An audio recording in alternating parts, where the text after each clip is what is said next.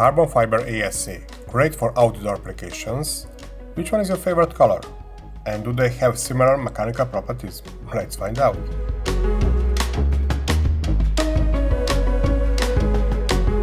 Hello, welcome to my Tech Farm. Another filament testing video. This is Polymaker's ASA-CF08. The 08 is the percentage of the carbon fibers in this material, and it is important to mention that this whole channel is sponsored by Polymaker, but these don't have any effect on my measured results. Currently it is available in 6 colors and I got 5, so it will be a nice comparison between the colors too. About ASA, it is UV and weather resistant material, so great for outdoor applications. And thanks to the carbon fibers, it has a greater printability and dimensional accuracy. And it also helps with rigidity and temperature resistance. Print settings: on the nozzle between 260 and 280 degrees Celsius, on the bed between 90 and 100, and of course we need the enclosure and wear resistant nozzle. Okay, let's open one box. Dark red. The bag is resealable, but on the shorter side. These are half kilogram spools. Nice matte surface. We have the basic print information on the spool too, and also information that weight of the empty spool is 175 grams. End of the filament was glued. Let's see how brittle is this filament. Brittle. Let's measure it. In the meantime, I opened other filaments too, because I want to measure them all. This is black, light gray, desert sand, navy blue and dark red. And only dark gray is missing here. Dark red, start angle 28 degrees. Around 80. Navy blue. Oh, earlier.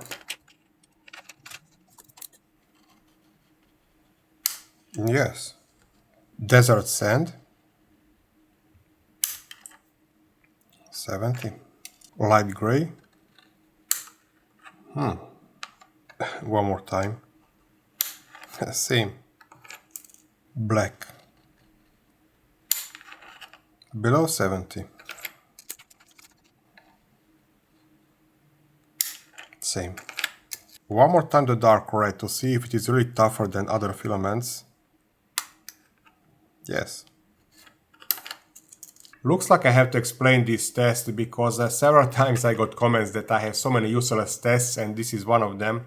Well, depends on your printer, but some printers bend the Teflon tube so much that brittle filaments will break inside.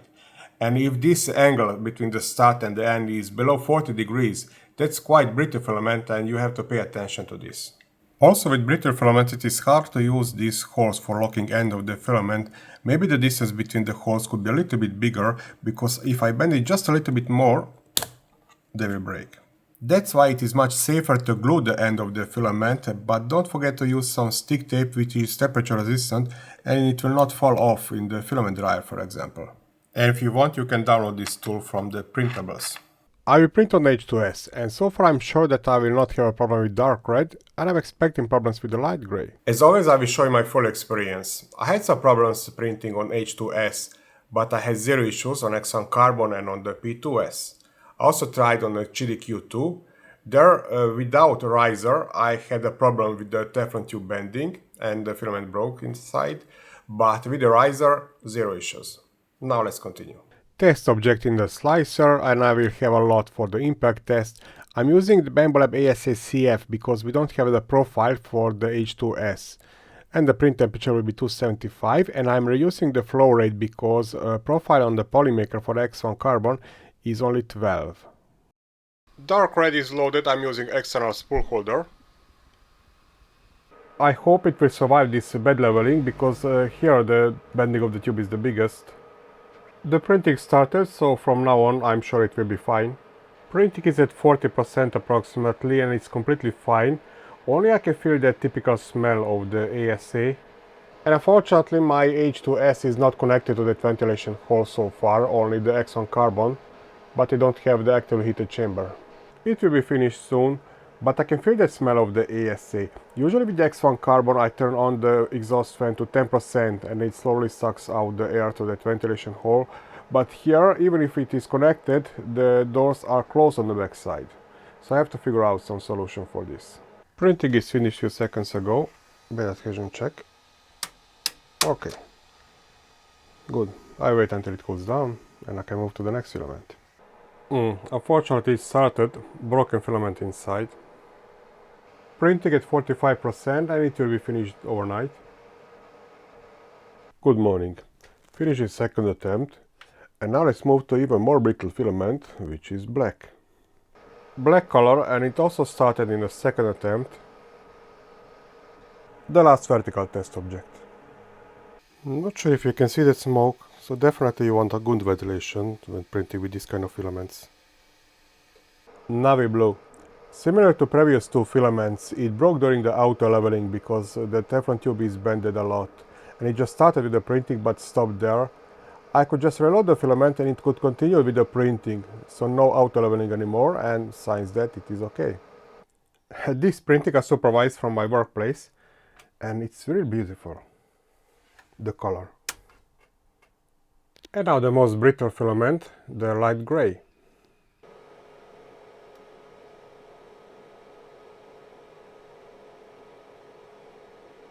And looks like it is okay now, after one reloading after auto leveling. The last group is printed too. Now let's print something from this light gray on X1 carbon, because it can print with the brittle filaments too, only I have to pack a little bit. It was a success in the first attempt, but there is no critical bending of the Teflon tube.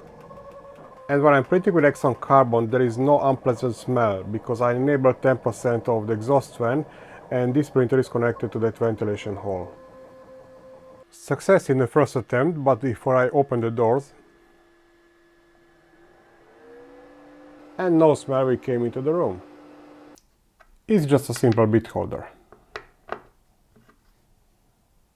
I'm curious what will be the layer adhesion if I print on X1 carbon without actively heated chamber. Currently the temperature inside is 48 degrees Celsius.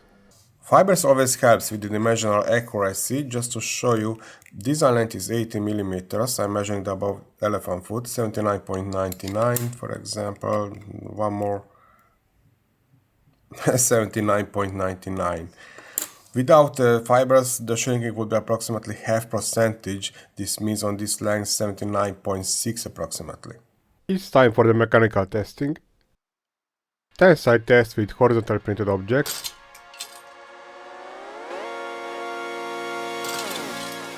Comparison results you can follow on the left side.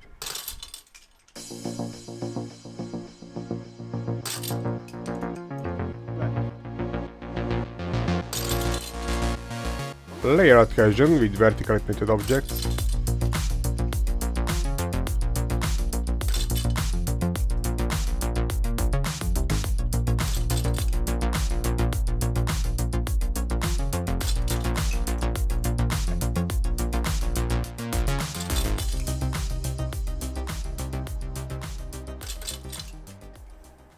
On tensile test, more or less similar values. The light gray is a little bit stronger, and this property is less sensitive to print settings, unlike the layer adhesion test.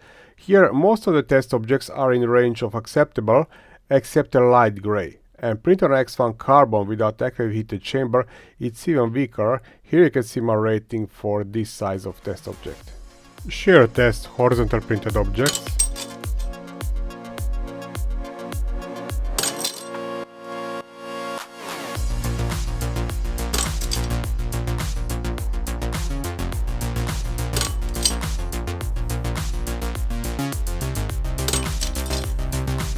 And now printed in vertical position.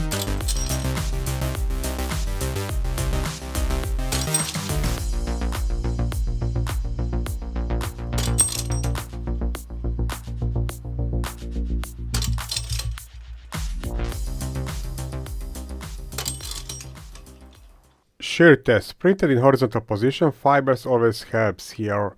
Now only the light gray was a little bit weaker, but others performed quite great.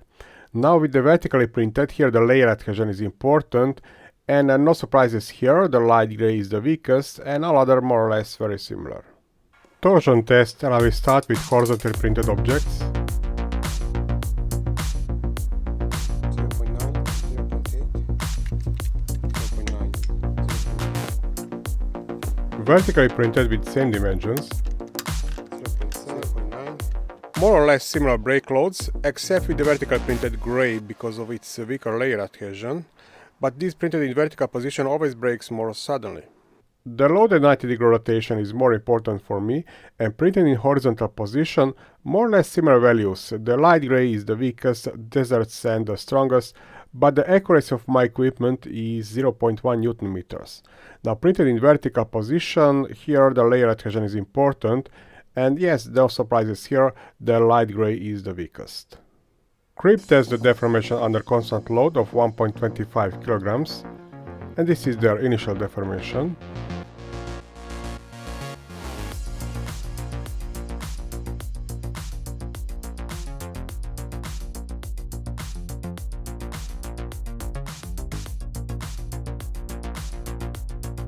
Day 5, the last day of measuring.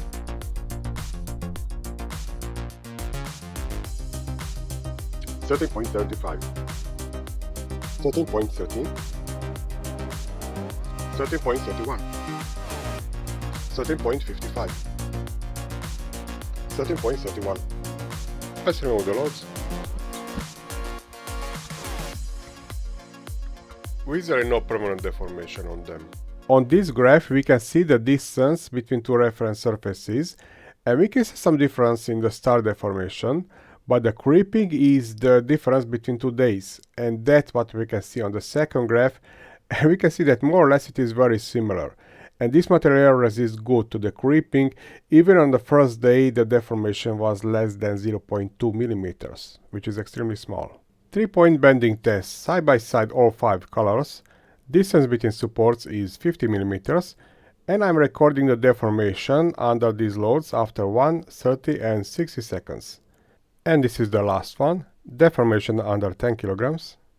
And after this test, there is visually some permanent deformation on the test objects, but extremely minimal. Now we can see some noticeable differences. The weakest here is the light gray, and this difference is significant, but even this is far better than regular non-reinforced ASA. Other filaments more or less same, but the strongest is the black and navy blue. I will have 3 types of impact tests. Currently this is the test on my DIY impact tester with half kilogram hammer. 3 test objects for each color. I will show you the results after the testing footages. On this tester the deviation was plus minus 1 mm for each color. And now on this digital impact tester I will have 3 test objects for the Sharpie impact testing. Currently this hammer is mounted, it's in a horizontal position, and then 3 for the ISO impact test, which is similar to my DIY equipment. I will just show you one break, and then I will show you 5 pictures from this screen with 3 measurings for each color.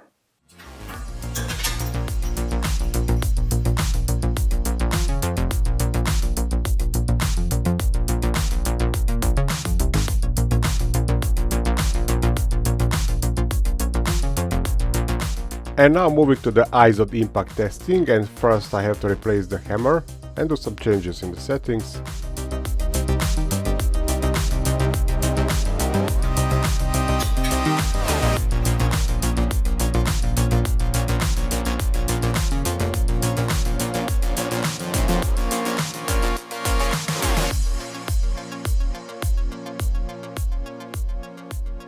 The result from my DIY ISO impact tester: ISO digital, Sharpie digital, and this is the summary of our 3, and this is presented on this graph.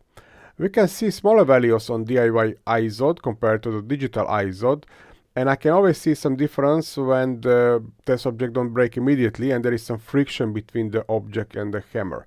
But the ratio is the same. As you can see, the black is the toughest, gray is the most brittle, and other 3 very similar, but in this case the difference is not significant. And of course they are more brittle compared to the average non-reinforced ABS or ASA materials. Temperature test in the oven, where I want to record the temperature of the first deformation. There is some warping and deformation of the plate, but I analyzed the footage frame by frame, and the first deformation I noticed on 110 degrees Celsius. I stopped the experiment on 132, and actually they are still quite hard and they didn't deform completely on this temperature. ASA without fibers usually starts to deform at approximately 90 degrees Celsius in my test. All results one more time, and these 5 lines will be added to the summary table from my pattern supporters. Shear test, bending test, deformation after 30 seconds, bending test, deformation after 1, 30 and 60 seconds, torsion test, temperature test, no difference here. This is the bending of the filament, and then the impact test, all 3 on one place. This was huge work, the printing, testing, video editing, every part. My biggest problem is that from the PETG, the new filament, I also have 5 colors, and from PET-GF, 6 colors. Now you can see the advantage of being a channel sponsor. These don't have any effect on my measuring results, but yes, I'm accepting more work. In other case, I would accept only 2 or 3 filaments. But you as a viewer just wins here. Now back to this ASA. First of all, I don't like its weaker tensile and layer adhesion strength. The tensile strength is less sensitive to print settings, but the layer adhesion, yes. So maybe there is a chance that we can improve this a little bit. And because of these fibers, typical that it is more brittle material, it resists less to the impacts, but on the other side it resists better to the temperatures and the bending. It is more rigid material. And also I don't like that the filament itself is quite brittle, which is not a too big problem on some printers, but for example on H2S, K1 Max, for example from Creality, CD, if you don't have the riser, you will have some problems and the filament may break inside that Teflon tube. But in most printers, X1 Carbon, P2S for example, CD with the riser, I could print without any problems. Maybe I'm overestimating a little bit these mechanical properties, because in most cases I can just design a thicker part or something like that. But what is very important for me, the reasons why I'm using carbon fiber or glass fiber versions of the ABS or ASA is the dimensional accuracy. So many times I printed something, the holes might fit to some existing product, and then I can see it's smaller. Yes, we can compensate it in the slicer, the shrinking, but it is better if we have better dimensional accuracy and we don't have to compensate this. Okay, this is my experience with ASA-CF08. You know, if you have some other experience, few lines down in the comment section. Thank you for watching this video until the end, and happy printing!